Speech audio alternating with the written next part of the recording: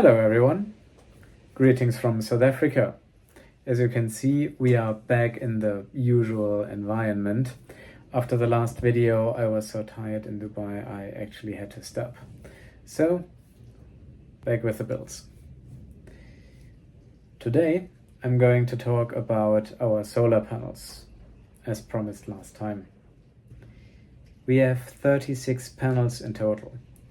Each panel is 1.70 meters long and 1.10 meters wide, so they are rather large. And we have split them into two circuits of 18 panels each. We did that for two reasons. The first is, as mentioned last time, redundancy. Even if one of the circuits fails, we always have the other one to back us up and provide us with electricity.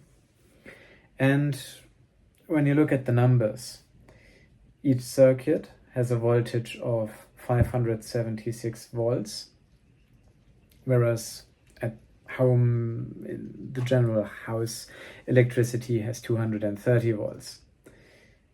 Our amps, our current is 13 amps, whereas at home you usually have up to 16-ish, sometimes 20.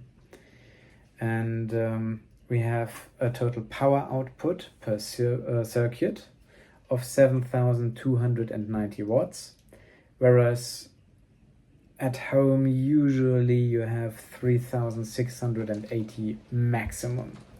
So even with two circuits, the numbers are very, very high.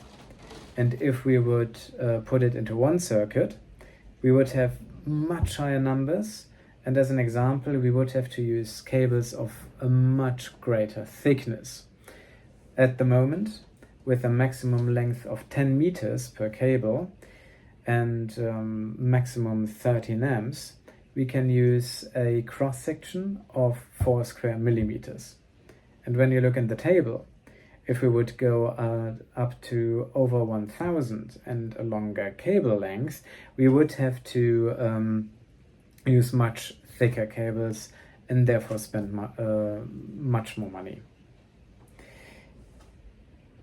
Now I'm going to talk about how we fixed our panels to the roof. We actually do have a lot of advantages in the Gambia because we are in the tropics there, which means that we have a lot of sunny hours per year and therefore per day.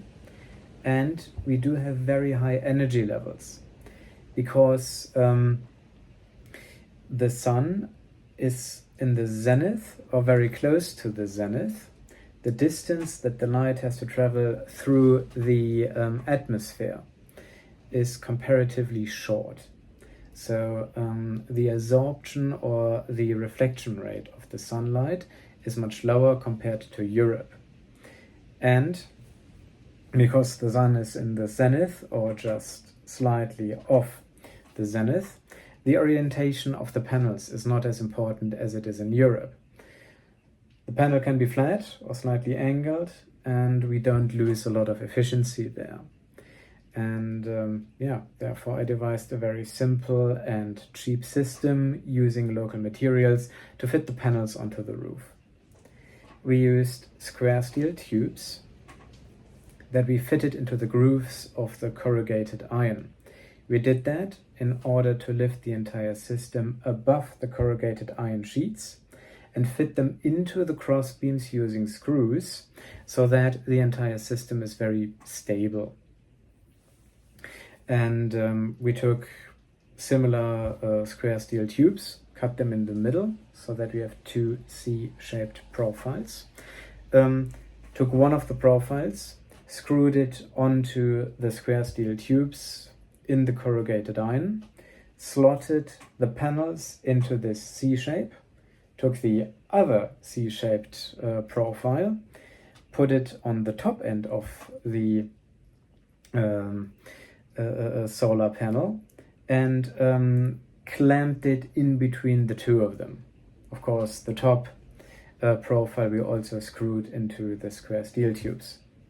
And since we have 4 rows of solar panels, we replicated that 4 times And that is how we fitted our solar panels onto the roof.